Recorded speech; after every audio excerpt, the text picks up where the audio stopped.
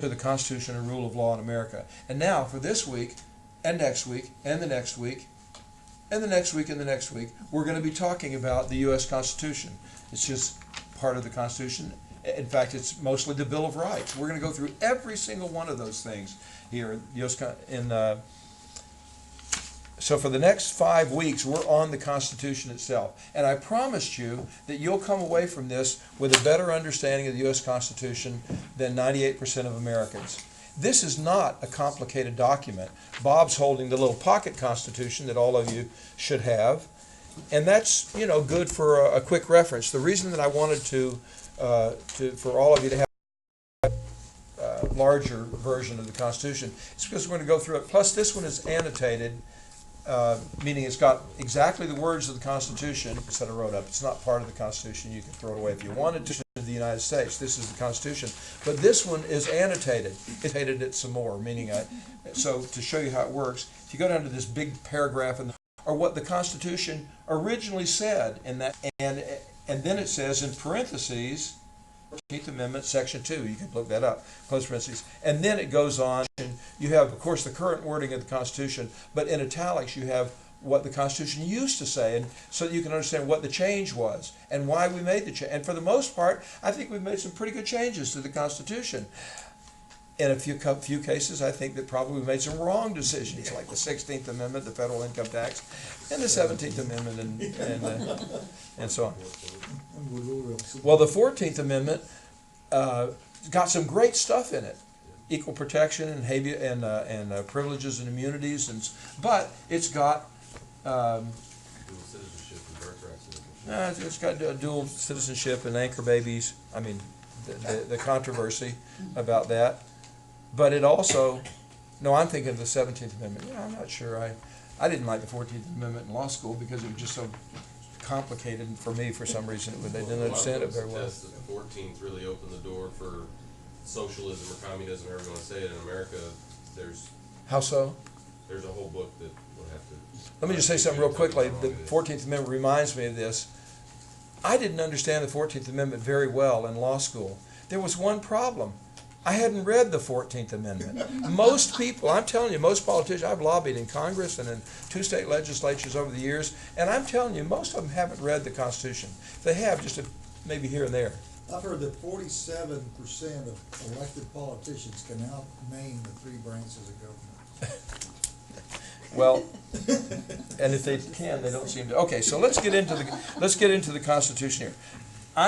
I'm big on perspective, and so I've written on the board here the 9 parts of the Constitution, and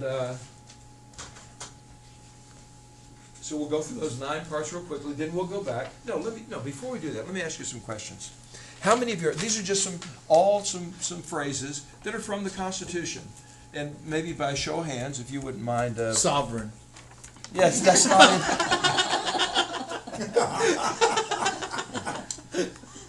I'm trying to think if that's anywhere in the Constitution. But it certainly is the spirit of the Okay, how many have heard of Congress? The House and the Senate. How many have heard of the presidency? How many have heard of the U.S. Supreme Court? Okay, let's get this. How about Double Jeopardy? Good movie with Ashley Judd, right? Right to remain silent. It's in the 5th Amendment. Double jeopardy's in the 5th Amendment. Freedom of religion. Freedom of speech. First Amendment. Establishment Clause. All of those in the First Amendment, plus there's 3 more. Petition. Redress. Redress of grievances. And what's the other one? Redress of grievances. Freedom of the press. Public assembly. Pardon? Public assembly. Yeah. Assembly and petition. Okay, what about full faith and credit? You ever heard, whatever that is. I'm not saying that you are saying that I understand exactly what this is. How many of you have heard of the phrase full faith and credit? Full faith and credit of the United States. Full faith and credit. That's in there. How about privileges and immunities? I used to get that confused with equal protection. How about right to keep and bear arms? The right to privacy. The right to privacy is not in the Constitution. The word is not in there, but the right to privacy is very clearly defined in the 4th Amendment and some others. How about impeachment? all of these things are in the Constitution, and I want you to come away from this saying, yeah, I know, I've looked at the Constitution, I remember that's in such and such, or I may not remember exactly where it is, but you know it's there. How about interstate commerce? It's in Article 1, Section 8. How about patent law? That's in Article 1, Section 8. Gold and silver money. Yeah. We all believe in gold and silver money. Every single, in the Muslim community, you pay your zakat, right, in dinars and dirhams, right? But we don't have gold and silver money anywhere in the whole world anymore. No, I mean, there are some minor, but there are no currencies. It's all fiat. We'll spend time talking about. How about mark and reprisal? That's one most people, letters of marque and reprisal. I love that because one of my ancestors, Jean Lafitte, got letters of marque and reprisal from Andrew Jackson, I think it was, to go out and be a pirate legally. Army and Navy, that's in the Constitution. How about the District of Columbia? Yeah, well, that's not in the, but in there it talks about the district that shall be the seat of government, which turned out to be the District of Columbia. How about habeas corpus? One of the most important rights that's been passed down through over 1,000 years of history. Habeas corpus. Ex post facto's law, bills of attainder. We'll talk about all these and a bunch more.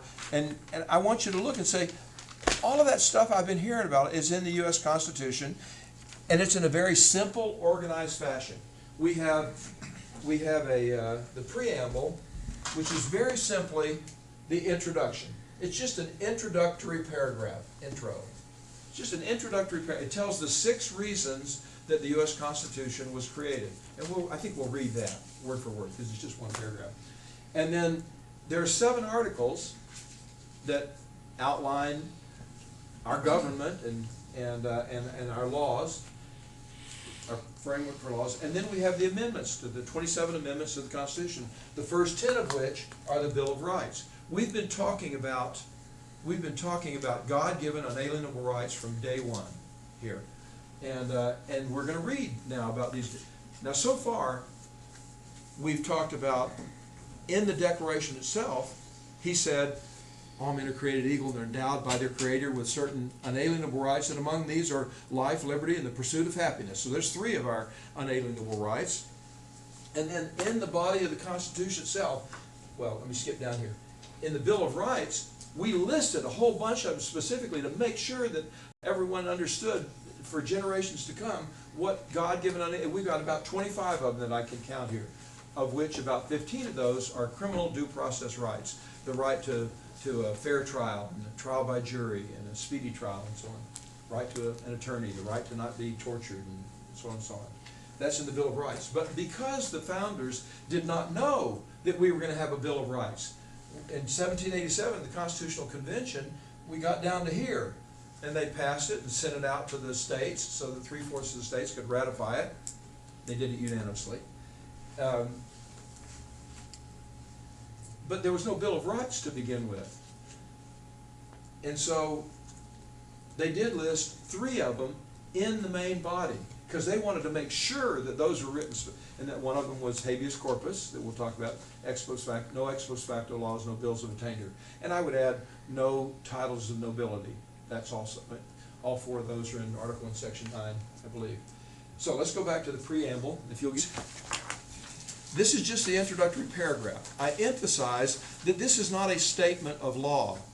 It wasn't until 140 years after the Constitution when the U.S. Supreme Court was looking for something to justify federal welfare programs, which is not allowed in the Constitution. It's reserved for the states. It's okay for states to do that. At least it's constitutional to do that.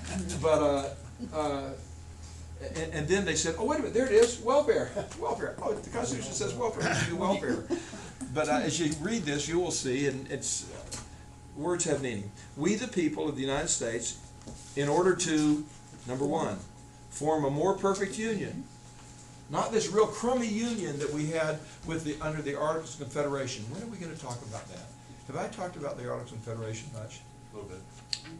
But when am I going to get around to? I got to stop right now and talk about the Articles of Confederation just real quickly. Just real quickly. we're at war. The Revolutionary War started in 1775, 1760, went until 1783 when we had the Treaty of Paris. I think that's the treaty, the name of it, that ended was it the Treaty of Paris? Whatever the treaty was, that ended the Revolutionary War. But 2 years before that, America was falling apart. During the war, we had no national government. We had 13 state governments, 13 colonies. And so they said, we've got to have a national government. And so they wrote the Articles of Confederation. The Articles of Confederation was our first constitution, and it was very, very weak. There's a reason for it. They had just gotten rid of a tyrannical government.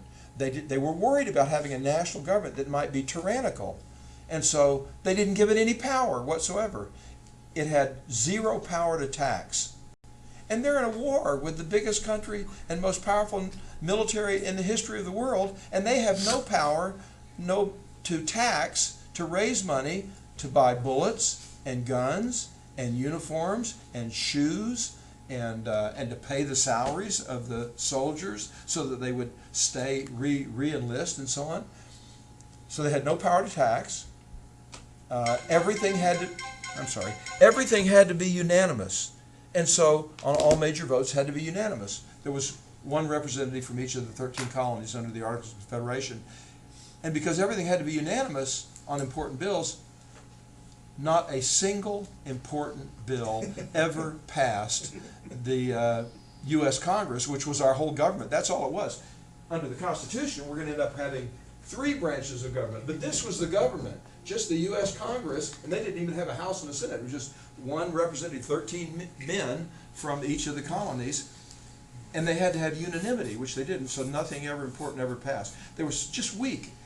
And so that's enough about the U.S., about the Articles of Confederation, except to say by 1787, which is 4 years after the war had ended, America was falling apart.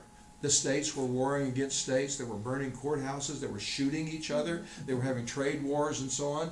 And there were things that they didn't have any kind of a postal service except for the committees of correspondence. So they recognized we need a stronger national government. We still don't want to make it too strong, but we got to have a better national government. And so now we can go back to the U.S. Constitution that we've got under the Articles of Confederation. As it started, they were still under the Articles of Confederation. To establish justice in America, to ensure domestic tranquility, peace at home. We got peace now. The war is over. We have peace, but we want to ensure that. To provide for the common defense. There's at Valley Forge and so on after the fact. By the way, how did we come up with the money during the Revolutionary War? Anyone know? They asked the states to voluntarily, please, would you donate some money to it? Virginia donated some, and Massachusetts donated some, but when they felt like it. And George Washington had a friend, Solomon Heim, that would raise some of the money, and they would, they did what they could and got money. It's a wonder we got through. It is a wonder. It's a miracle that we got through. Provide for the common defense, to promote the general welfare. Our founding fathers used that term, general welfare, meaning it's not what we mean today by welfare. They just meant the general well-being of the states. In fact, the term that we use today for welfare, they called public charity, and what's another word they used for it? Dole. Pardon? Did they call it the dole? No, they didn't call it the dole. That's in English. That's a description of what we say today. But I have mellowed. We just get into that. And to secure the blessings of liberty to ourselves and our posterity. In other words, we've got our liberty now. We won it in the Revolutionary War, and now we need to secure it. We need to secure our liberty. In order to do these 6 things, we, the people, do ordain and establish this Constitution for the United States of America. This Constitution is a word that means it's the foundation. This constitutes our, not just a framework of government, but this does define the rule of law in America. Rule of law versus rule of man. Having a king or an emperor or an oligarchy, like in the Soviet Politburo or Red Chinese, Those are all forms of rule of man. Whatever the man says, you know, you do. But we said we're going to have, in fact, one of the quotes, had you read these deals, I forget who said it, but I think it was George Washington. He looked forward, no, I don't remember who it was. He looked forward to this U.S. Constitution being the foundation of where he said as many as 200 or 300 million free men, there was only 4 million at the time, 200 or 300 million free men could be here without a single king and without a single nobleman. We don't have any noblemen here because all men are created equal. All right, so we've got, and we're going to go back into detail of these, but in the first 3 articles, we have the entire government, the legislative branch, everything. And this is the U.S. Congress. I want that colored. I want this one. U.S. Congress, which is made up, according to the Constitution, of the U.S. House and the U.S. Senate. And everybody understood that. There was no question about that. This one was a kind of a new deal. The executive branch. These guys make the law. This guy executes or carries out the law. And then this was the really, really new one. Nobody had ever had a separate branch of government, especially an equal branch of government, that was the courts. We didn't have, so the legislative branch, the executive branch, and the judicial branch. And we're going to look at that and you're going to say, oh, gee, it describes everything you really need to know about it. One of the brilliant things about the U.S. Constitution is it's not so detailed. It gives the outline of things. We have the intent of the legislators, so we can go back to figure out what they meant with certain wording and so on. But so, and then the judicial branch. Because I don't expect to mention it anywhere else, I'll just say this. As we said, everybody, there was no question about it. We understood the authority of the legislative branch and the need for that in Article 1. George Washington was elected president right after the Constitutional Convention, and all of a sudden everybody understood that. We've got a chief executive. They still wanted him to be king, but they didn't get it. And so they understood this. But this one they didn't understand, and it wasn't clear. And this was a very weak branch of government until, I want to say, 1803. I'm not really sure the date, but there was a case called Marbury versus Madison. Doesn't matter what the case was about. I'm not sure I can remember it. But in Marbury versus Madison, the U.S. Supreme Court claimed for itself the power of judicial review. They said, who has the right to determine if laws made by Congress are constitutional or not? Who has the right to see if the president is carrying them out correctly? Or other actions that the president does is constitutional? And they said, duh, we do. We're the courts. We have the right to judge the constitutionality of laws. And all of a sudden, when they didn't even have a building for themselves. They met in some room in somebody else's building. But all of a sudden, with Marbury versus Madison, when they claimed for themselves the right of judicial review, they became an equal branch of government, because all of a sudden they could strike down the laws that these guys made, and they could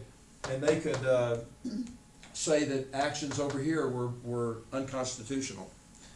So, well, let's. I don't know. I'm upset with you saying equal. Now, I've been hearing that in the news. They call them co-equal branches of government. Oh, that's fair enough. And go ahead. There's 2,268 words to describe what the legislature could do. There are 377 to describe what the judiciary could do. Equal, not so much. Yeah, we had a discussion about this before, and I will grant. I mean, if you argued either way, I would go along with it, because this is clearly, as far as who's going to make the laws in America, well, that's them. That's like 100% of the power. These guys have no power whatsoever. He can write a treaty, which is the supreme law of the land according to the Supremacy Clause, but it has no power whatsoever unless it's ratified by the lawmaking power, which is this one up here. And these guys can judge the Constitution, but they can't make laws. Of course, they do it all the time, and this guy does it all the time Because too. we don't raise a stink about it. That's it. But our job here is to learn what the Constitution is, and then we Raise the figure stink. out some ways for us Raise to enforce the That's law. what Rudy did today. So I do agree with what you're saying there. Again. But as far as in their own functions, these guys are just as powerful in judicial functions, they're more powerful than they or he. I say he, that's the president and his bureaucracy, which is 2.5 million bureaucrats and a couple of million military functions. They're supreme in executing and carrying out the law where the rubber meets the road. That's here. As far as making the laws, though, which is the key thing, that's where it all starts. It's in the legislative branch. Okay, so we've got 3 of the 7 of the 7, but that's it. That's our whole government. Why do we need 4 more articles? And the answer is pretty simple. I put state to state here. I'm sure that's not in the Constitution anywhere, but in Article 4, what about states' relations? So I'm going to call that state to state relations. And Article 4 addresses some of those things, and we'll get to that and read about it, but that's where full faith and credit is. One state shall give full faith and credit to legal things that happen in another state, like marriages or buying a car. You can buy a car here in Texas, and they don't put you in jail when you go to New York, say you stole that car, because the contract that you signed here is legal there, according to the Constitution. But in California, they do tax you again. Yes. Which, I'm sure has been challenged, or ought to be challenged on From constitutionality. county to county, they tax you. If you buy a car out of county. Everyone- But that's they're all not the way. taxing the sale of it, they're taxing you again for owning the owning car it. as a, okay. All right, let's go to, then, number 5 is just simply the amendment process. We got a constitution here, but we may need to make some changes to it now and then, and so we have an amendment process. There's 2 different ways that we'll talk about. Number 6, the supremacy clause. I want to emphasize this. The Constitution, let's read it. So it's only a paragraph, I think. Article 6. If you'll flip with me to Article 6 here, and where I've put, I got mine in yellow here, so I assume it's all debts. They put that in there to cover the central bankers. But the main paragraph here. This Constitution and the laws of the land made pursuant thereof, in other words, laws that are passed by Congress that are constitutional. If they pass a law that's not constitutional, it has no impact, no effect whatsoever. But the Constitution, laws made by Congress, members, in pursuance thereof of the Constitution, and all treaties made, or which shall be made under the authority of the United States, or in other words, pursuant to the Constitution, shall be the supreme law of the land, and the judges in every state are bound thereby. Anything in the Constitution or laws of the state, to the contrary, notwithstanding. So, this is just a simple supremacy clause. It says, this is the law of the land. We have rule of law in America. We don't have rule of a president. We don't have rule of individuals who, of course, it's human nature. All of us, the politicians will get away with and do whatever they can. This is the supremacy clause. And the reason that I want to emphasize this right here, I don't believe that any man or woman is above the law. That's our law. But this branch and this branch are ignoring the Constitution. That they have to, both on a national and a state level, they have to raise their arm to the Constitution of the United States and defend it from all enemies, foreign and domestic. The wording changed, so help me. He's taking an oath.